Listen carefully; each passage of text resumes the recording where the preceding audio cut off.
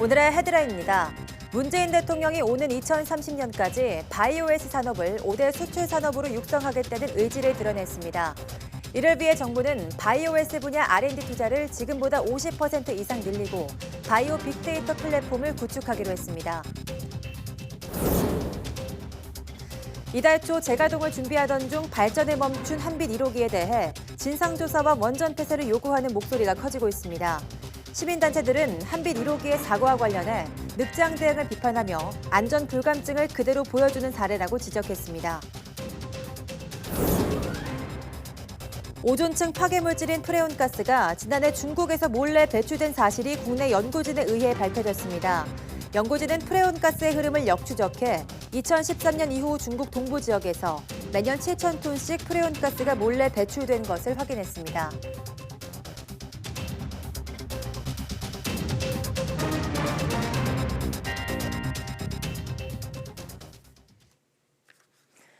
여러분 안녕하십니까? 5월 23일 사이언스 투데이입니다. 경제 활성화를 위해 지역의 산업 현장을 찾고 있는 문재인 대통령이 충북 지역을 찾아 제약과 생명공학 산업에 적극적인 지원 의지를 밝혔습니다.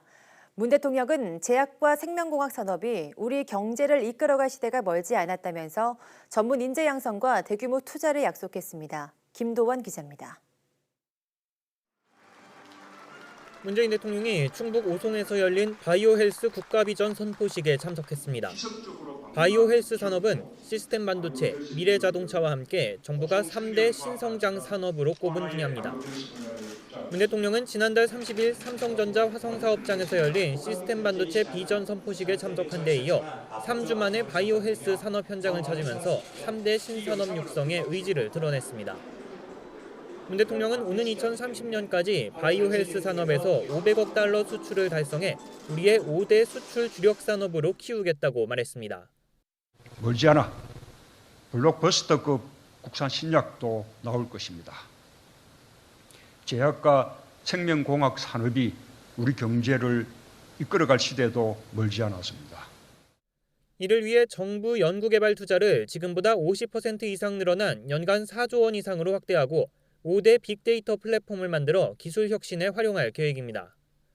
전문 인력을 키우고 국민 건강과 생명 윤리를 지킨다는 전제로 각종 규제도 세계 시장 진출이 가능하게 합리화한다는 방침입니다. 문 대통령은 혁신 기술로 만든 보건의료 관련 신제품들을 둘러보며 기업인들을 격려하고 어려운 점을 물었습니다. 아니 근데 만들어진 의약품의 어떤 안전성, 임상 실험 이런 규제 외에 아예 단백질 추출을 식물에서 하면 안 된다 이런 규제가 있는 것입니까? 그거는 좀 납득하기 좀 어려운데. 문 대통령은 오송 신약혁신살롱도 방문해 신약 개발 기업인들을 만나 의견을 나눴습니다. 기업인들은 전문 인력 양성, 창업 지원 확대, 정부 심사 업무의 전문성 강화 등을 건의했습니다. 문 대통령은 충북 지역 경제인들과 오찬을 함께한 뒤 충청 병마절도사 영문 등 역사 유적을 둘러보는 것으로 일정을 마무리했습니다. 문 대통령의 이번 청주 방문은 지역 경제 활성화를 위해 지난해 가을부터 시작된 전국 경제 투어 9번째 일정입니다. YTN 김도원입니다. 정부가 발표한 바이오헬스 산업 혁신 전략의 핵심은 100만 명 규모의 바이오 빅데이터 구축인데요. 바이오 빅데이터가 무엇이며 왜 중요한지 이성규 기자가 풀어드립니다. 인간의 유전자 수는 대략 2만여 개. 사람마다 조금씩 다른 유전자 정보를 한데 모아 분석하면 병을 일으키는 원인 유전자를 찾아낼 수 있습니다. 이를 바탕으로 신약을 개발하거나 환자의 질병 특성에 맞는 맞춤 치료가 가능해집니다. 개인별 유전자 정보를 모아 데이터를 구축하는 바이오 빅데이터가 중요한 이유입니다. 이에 따라 정부는 오는 2029년까지 암 희귀 환자 40만 명 등 총 100만 명 규모의 바이오 빅데이터를 구축할 계획입니다. 바이오 업계는 바이오 빅데이터 구축 계획을 환영하면서도 실질적인 성과를 내기 위해선 규제 개선이 필요하다고 조언합니다. 빅데이터에 관련된 부분이 이게 여러 개인정보에 관련된 부분에 그런 이슈들이 많이 지금 부닥쳐 있습니다. 아무리 국가에서 빅데이터를 많이 모은다고 하더라도 그리고 그걸 표준화해서 가치화한다고 하더라도 규제가 뒷받침되지 않으면 그거를 산업적으로 연결되기가 쉽지가 않습니다. 또 개인 유전자 정보가 외부로 유출되거나 상업적으로 악용되는 사례를 방지하는 안전장치도 필요하다고 지적합니다. 지난 2001년 인간 유전체 프로젝트 완성 이후 유전자 정보는 맞춤화하게 근간이 되고 있습니다. 바이오 빅데이터 구축이 단순한 비전 선포를 넘어 바이오 산업의 핵심 인프라가 되기 위해선 지속적인 정부의 관심과 산학연 협력이 중요해 보입니다. YTN 사이언스 이성규입니다. 이달 초 재가동을 준비하던 중 발전을 멈춘 한빛 1호기에 대해 시민단체들이 원전 폐쇄를 촉구하고 나섰습니다. 사고 발생 후 원전 중지까지 12시간이 걸리는 등 사고 원인은 물론 대처 과정에도 문제가 많다고 지적했습니다. 이동은 기자입니다. 한빛 1호기에 대한 특별조사가 시작되면서 원전 정지 과정에 대한 논란이 이어지고 있습니다. 시민단체들은 한빛 1호기의 폐쇄를 촉구하며 안전불감증을 그대로 보여주는 사례라고 지적했습니다. 가장 큰 문제는 원자로 출력이 18%까지 올라간 뒤 원전 정지까지 12시간이 걸렸다는 점입니다.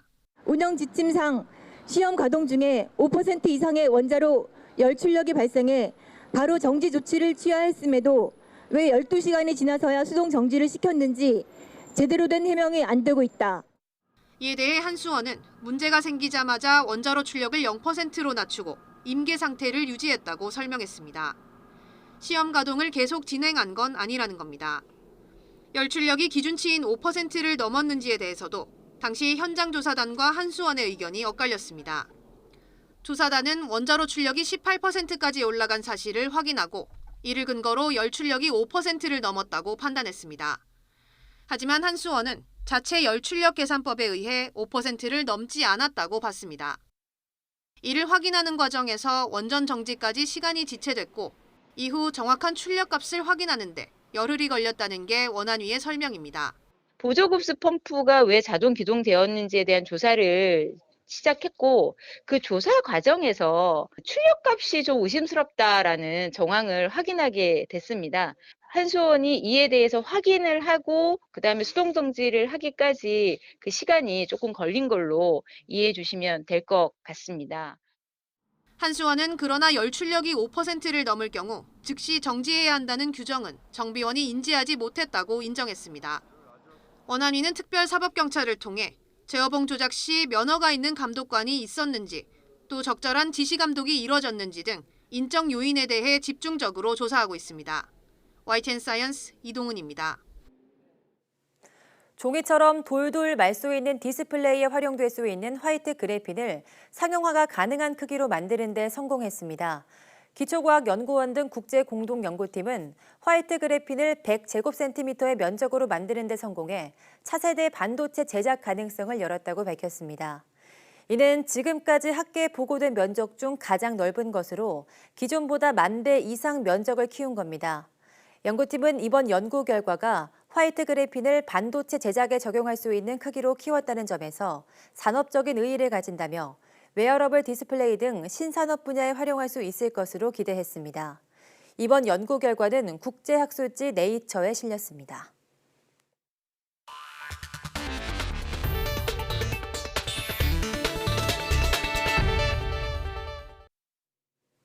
오늘은 전국적으로 30도를 웃도는 한여름 더위가 찾아오겠습니다. 기상청은 남쪽에 중심을 둔 고기압 영향으로 전국이 맑겠고 낮엔 강한 일사와 따뜻한 서풍이 더해져 기온이 크게 오르겠다고 밝혔습니다. 오늘 낮 기온은 서울과 광주 30도, 강릉 31도 등 어제보다 3도에서 4도 높아 덥겠습니다. 특히 어제 폭염주의보가 내려진 대구의 기온은 33도까지 치솟겠습니다. 기상청은 내일은 서울 낮 기온이 31도, 강릉이 34도까지 치솟는 등 오늘보다 더 더워져 때이른 더위가 절정에 달할 것으로 내다봤습니다. 프레온가스는 오존층을 파괴하기 때문에 전 세계에서 생산과 사용이 금지됐습니다. 지난해 갑자기 프레온가스 배출 증가가 감지돼서 전 세계가 충격을 받았는데 과학자들이 최근 그 원인을 밝혀냈습니다. 중국 때문이었습니다. 최소라 기자입니다. 냉장고 냉매로 많이 사용했던 프레온가스는 소량만으로도 반복해서 오존층을 파괴해 피부암과 지구온난화를 유발합니다. 그래서 1987년 프레온가스 배출을 단계적으로 줄이자는 내용의 몬트리올 의정서가 발효됐습니다. 2010년부터는 개발도상국을 포함해 전 세계에서 프레온가스를 생산하거나 사용하는 것이 전면 금지됐습니다. 그런데 몬트리올 의정서 이후 감소하던 프레온가스 배출량이 지난해 갑자기 폭증했습니다. 국제공동연구진의 조사 결과 증가량의 절반 이상이 산둥성과 허베이성 등 중국 동부에서 배출된 것이었습니다. 제주도와 일본 하테루마 섬에서 감지된 프레온가스의 흐름을 역추적한 건데 2013년부터 매년 13,000톤씩 배출된 것으로 드러났습니다. 중국이 유엔에 보고한 기존 냉장시설 폐기 과정 등에서 나온 6,000톤 말고도 무단으로 7,000톤을 배출한 겁니다. 그 이전에 만들어진 건물이나 아니면 냉장 시설에 남겨져 있는 단열재에서 프레온가스가 유출되어질 수 있습니다. 그렇지만 그 양은 앞서 말씀드린 7,000톤이라는 양에 비해서 매우 미미합니다. 따라서 저희가 제시한 7,000톤의 증가된 배출량이라는 것은 새롭게 생산된 프레온가스에 기인한 것으로밖에 판단할 수가 없습니다.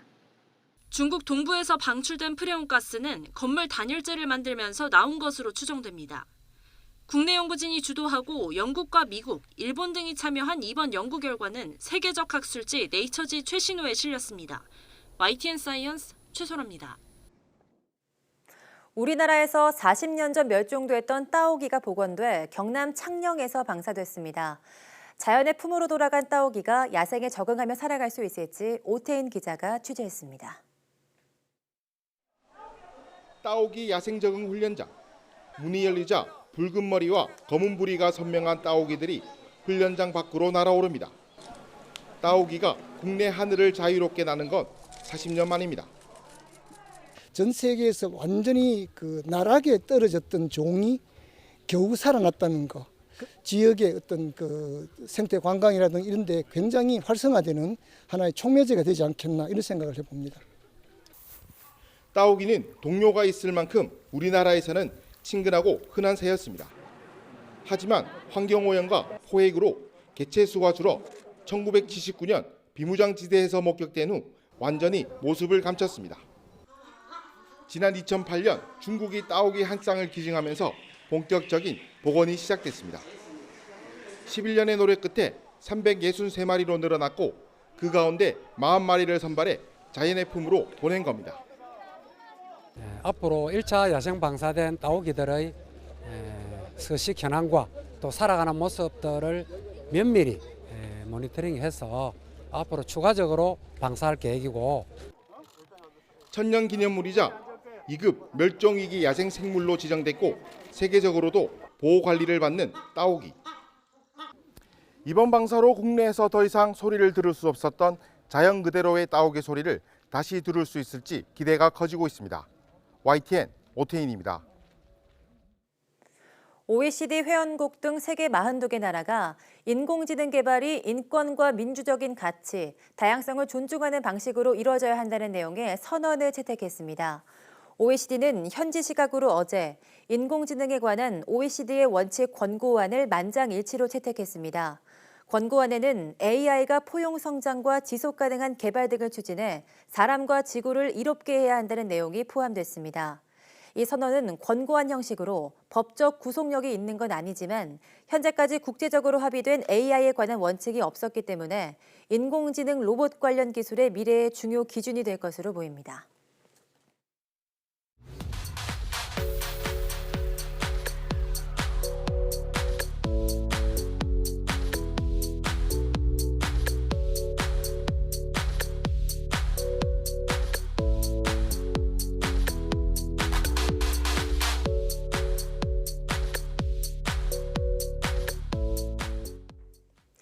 요즘 어린아이들은 산이나 계곡에서 뛰어놀기보다는 집에서 컴퓨터나 스마트폰을 통해서 세상을 경험하기 때문에 자연과 친해지는 방법을 잘 모른다고 합니다. 그래서 한 유튜버가 예능형 자연교육 콘텐츠를 만들어 어린아이들에게 자연과 친해지는 법을 소개해주고 있는데요. 오늘은 사이언스 투데이 주민피플 시간에는 유튜버 에그 박사 김경훈 씨와 함께 이야기해보도록 하겠습니다. 모두 많은 시청 바랍니다. 함께해 주신 여러분 고맙습니다.